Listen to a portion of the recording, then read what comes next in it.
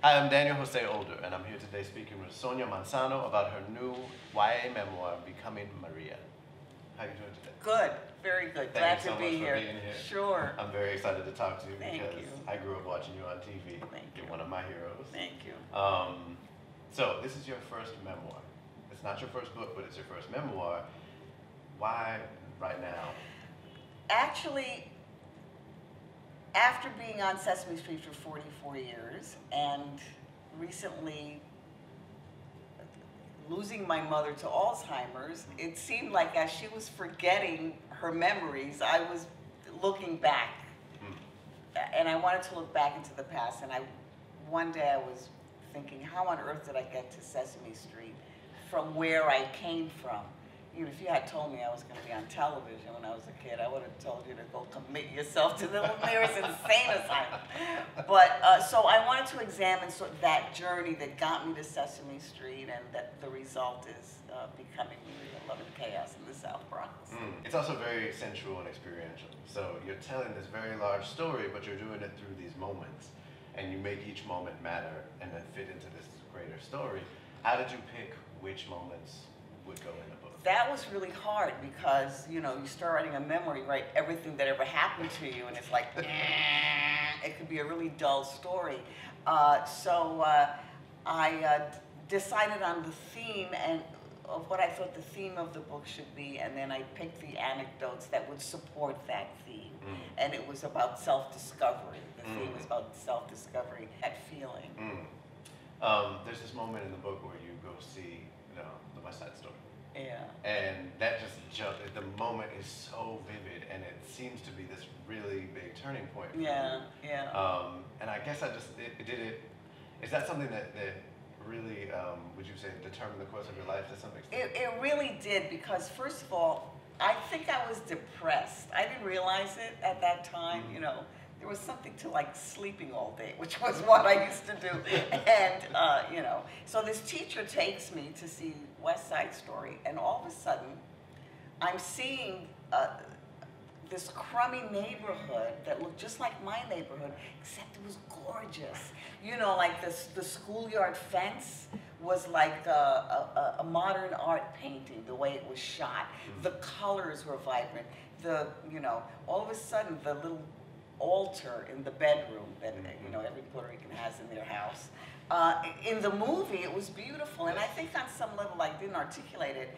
I had the idea that this must be what art is. You take a banal thing that you see every day, and you exalt it, and somehow that made me disengage from the turmoil of my family, and I think it was seeing the artistry of that movie that I recognized in my life. I think you articulated that perfectly. In the book, really. Good, I got that, because it really does, the book changes after that moment. And there's a sense that you're sort of trudging through up to that point. Yes. And then after that, you're like, I got this. It's like I got it. Yes. And then it made me think about other interviews I've read with you, when you speak about your work on Sesame Street, and the idea of representation and invisibility. And it seems like you're giving that gift to, you've given that gift to millions of people. And I felt that there was a lot of connection between that moment for you and then the moment that your whole career has been made out of. Yeah. I used to watch a lot of, I found comfort in television when I was a kid. And it was shows like Father Knows Best, Leave It to Beaver, this very kind of, in this suburban environment. I didn't even know where this place was. Right. And so when I got onto Sesame Street, I always remembered myself watching television and finding a sanctuary. And I'm sure that there were children out there watching Sesame Street that needed. Maybe. You were one of them.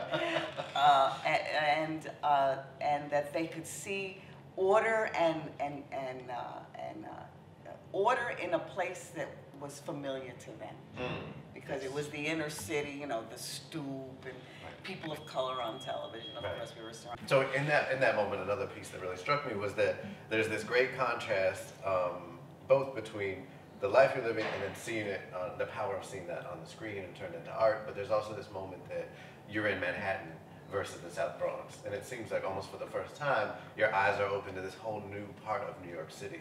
Can you talk about that contrast? That was, I thought if I could get into the High School of Performing Arts when it was on 46th Street at that time, and coming into Manhattan was such a, you know, because you saw all these diverse people, as opposed to my neighborhood, everybody was Puerto Rican, everybody was the same, and it was exciting to be out of the city, and you know, there was like the jewelry district was, you know, you saw a lot of the Jewish people at the jewelry district, and one block away was, you know, the great instruments where they sold instruments, you know, the percussion shops, and it was all like in this congested area, and I found that exciting. And then there was you know, I remember Sweet Charity must have been playing at the Winter Garden with Gwen Verdon with a tattoo. I thought that was fascinating. I said, in there, are people singing and dancing like every night, you know? Right. And then at the same time, I think you bring a lot of life to the South Bronx. So, you know, it doesn't just feel like a lot of representations that we read about the Bronx are just like degradation and it's horrible and all these people are dying. And you show that it's a very harsh reality, but you also give it a lot of love and a lot of life, and there's this beautiful kind of constant language and dialogue interplay and a conversation happening all around you. How did you do that? How did you do that world building? I remembered like the beauty of the bodega and seeing everything from, you know, 5-year-old point of view, and all of the colors that went around, and the food that was for sale, that was under various coverings, and I just focused on the beautiful things that I saw there as a kid, even though there was a lot of harshness, there was a lot of, and that's why I think my point of my book, you know, every life is worthwhile, no matter how harsh it is or difficult it is, you can make something of it. For all the insanity that went on within the family and in the community, my family was musical, and I really latched onto that. I actually thought that all Puerto Ricans could sing and play the guitar. I mean, I did. Well, you know, when I got out of that, I met other people, because my uncles, you know, Friday night was like, dinky, dinky, dinky, dinky, dinky, all the time. Your other book is a novel. It's called The Revolution of Evelyn Serrano. It's a beautiful book. It has memoir-like moments to it, but it's also a protest novel. You know, there's so much happening in it. It's a wonderful book. How was the process for you different to write a memoir versus write a novel? Well, when you're writing a novel, and if something, you know, if it gets boring, you could always make up an explosion or dead bodies under the bed or something, you know. Yes, I do that so all the time. As you do so well in your book. Thank you. In your books. In that book, I went to my sort of, the moments in my real life that I loved being Puerto Rican was what I mined for The Revolution of Evelyn Serrano.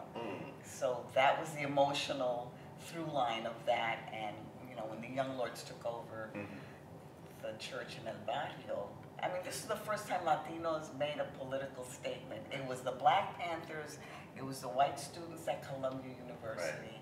Everybody, 69, everybody had a platform.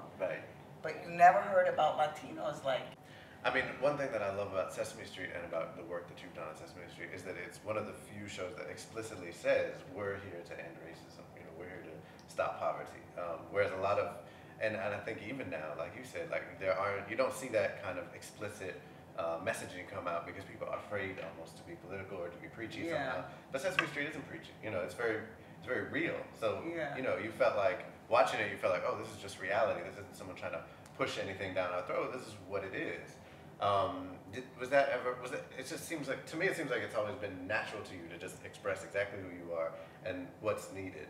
But did that was that a challenge for you to say no? It was because, well, first I wanted to know like what Maria was like, how should she be? And they kept saying, we just want you to be exactly like you are so that kids relate to you as a real person. And so it's very hard to act that. It's easier to be a character. You know, I'm the funny one, whatever. But you know, so to just be yourself, you know, I finally embraced it. And I remember the first Matt Robbins, the first Gordon, was an actor named Matt Robinson, whose daughter is a writer actually now. And he said to me, "You're not here just to be an actor, you know. You have to make sure that the Latino content is appropriate." And I went, No pressure, right? when did I become a spokesperson for, man. but I rose to the occasion, and there used to be a fruit cart on the show with bananas and pears. And I went to the producers nervously. I said, "You know, if this is a real diverse neighborhood, there should be some coconuts and plátanos on that Yes. fruit cart." And guess what? Thank The you. next day, they're there. That's beautiful. That's a beautiful thing, as it should be. Wow. You also wrote for Sesame Street, and beautifully. How was that process different from writing in prose? Well, I know the characters, and it's dialogue, Right. and there were short bits, you know, and I picked my favorite characters. Is always Oscar the Grouch because he's negative, and you can't have drama if everybody is agreeable, you Right, know, or right, you can absolutely. count on him to be the negative guy, so you can you know, do some funny stuff. I love the skit form too, Yeah. the old variety show, pie in the face kind of humor. Right. So do you feel like you have a first language artistically? Is it writing scripts? Is it acting? Is it writing novels? Oh, that's a good question. I think I love to perform. I love to ham it up. But I think I probably would have been a writer had I been exposed to it. I mean, in a sense, you're starting off now, or not even starting off, but you're in the midst of a career of doing. Yeah, I think I'm gonna, you know, I'm using less words, you know, when you start writing. Yes, I know. You're using a lot of words, and you start reading out loud, and eventually go, could I have said it in any less words, Manzano? You know, so that's process. I've been there, yeah. Yes, of course, yeah, right. So what's next? I think I have a few ideas bubbling around in my head that I'm not going to share at the moment, Fair and enough. as you can understand. Absolutely. Well, thank you so much Thank for you sitting very down. much. It's been a pleasure.